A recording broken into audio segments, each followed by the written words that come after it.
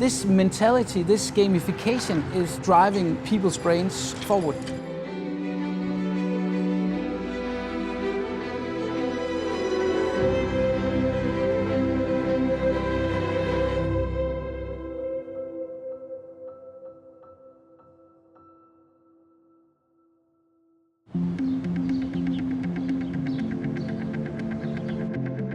When I think of Danish esports talent, I think of Age, Dupree, Wicked, Bjørksen, Froggen, Device, and I think we're just going to build from that. Within the last 20 to 25 years, we've seen an evolution. We're very dedicated and we're very good at reaching out to each other. Like, we have a big community. Denmark is a country that is very open-minded, so I think it's more okay to kind of do what you want to do. If it was League or Counter-Strike or FIFA, there's always been a couple of guys with their heart and soul into the game, and they have built this community from the bottom up. It's always been really accessible for us to get a PC. I remember back 25 years ago, I went to computer cafes. It wasn't like we were playing 8 hours a day. We were just having fun with it. When we get structured practice from an early age, I think we can really start making an even bigger impact and even competing with the Koreans and so on.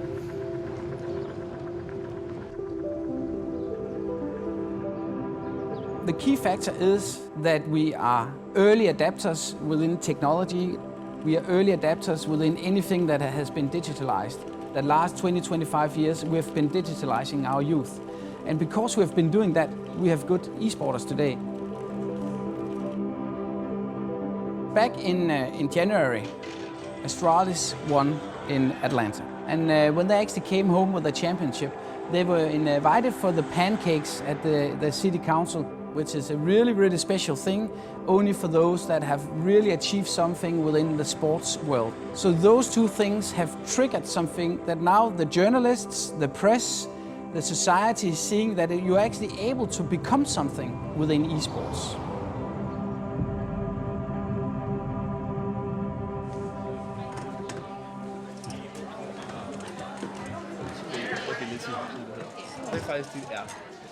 Future Classroom Lab is our physical resource. It is the meeting of technology, didactics, and learning space.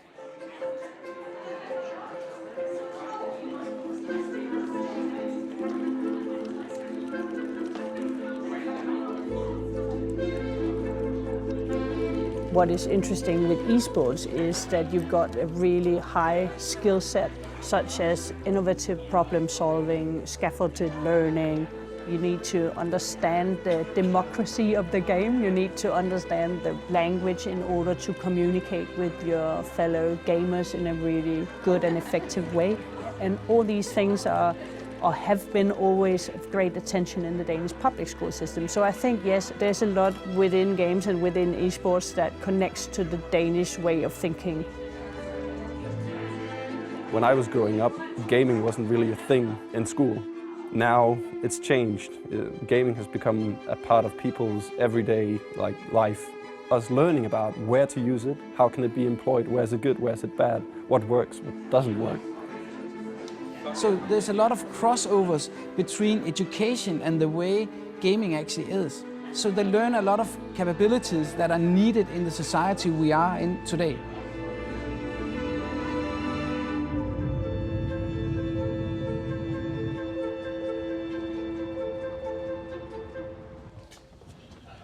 I think actually a part of it is a counter culture. The people we have actually, because they weren't accepted, really wanted to be accepted, and they just, worked their asses off. Just people who were willing to do a lot of work for no pay whatsoever to kind of build everything that was cool about it. We've kind of elevated everything, and I think especially in Denmark that's a very good thing, because there's a lot of other people in this ecosystem that are very good at what they do, but they just don't have the attention, or they don't have the validation of what they're doing. And I mean, these guys actually have a very unique skill set, and I think that's probably been the biggest fight, proving to people that these are stars that has something unique and not just whoever plays a funny computer game the most time. To be a successful esports player, first of all, you need the dedication. You need to be smart and realistic, and you need to never give up.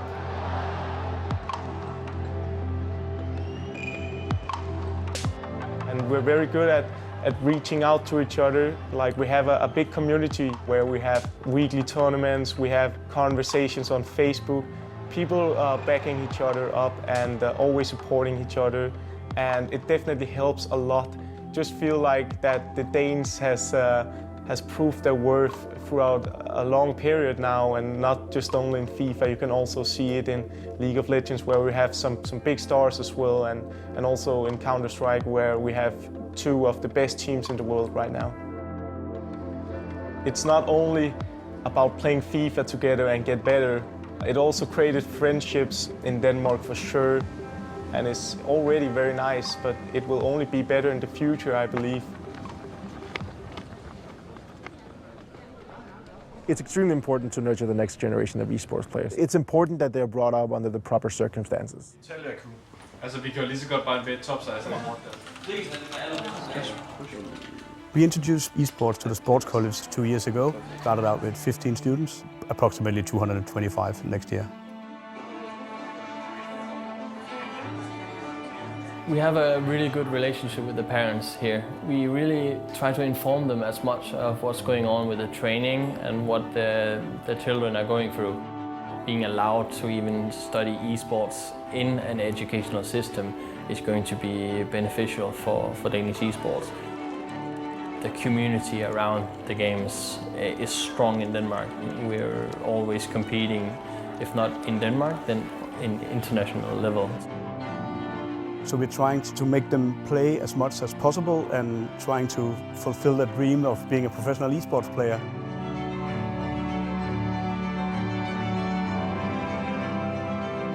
Today I have the best support I could ever ask for, and it means everything for me. It's like something I need in order to perform. In games, you are allowed to fail 1,000 times, and I want other countries and other schools to make a fail-safe environment. If we give them this opportunity to be part of a social thing where esport is the turning point, we get good programmers, we get good art directors, we get good robot instructors, we get, all these things that are needed within a digitalized society.